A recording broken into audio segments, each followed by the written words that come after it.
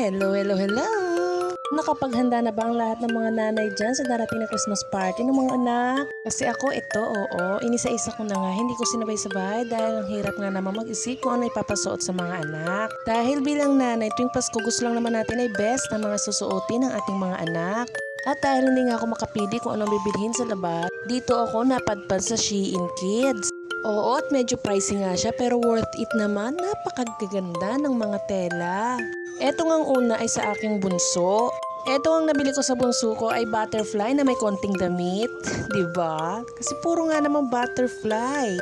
Eto namang sa panganay ko ay pusa ang design. Gusto ko nga sana na twinning sila kaso wala nga akong mahanap na size ng bunso ko na ganitong design. At yung sa butterfly naman ay wala naman akong mahanap na size ng sa panganay ko. O di ba napakagulo? Etong pusang design nga ay napakaganda rin ng quality ng tela. Hindi nga siya mainit sa katawan. Akala ko nga ay dress tong nabili ko ay hindi pala, short pala siya.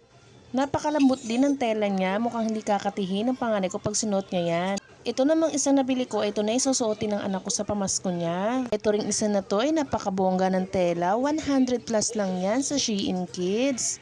Naisipan ko nga ipasukat sa anak ko pero hindi na nga pala kasya. Pang size talaga ng bunso. Pag bumili po kayo sa Shein ay accurate po ang mga sizes nila. So far worth it naman dahil masaya naman sila sa mga napili ko.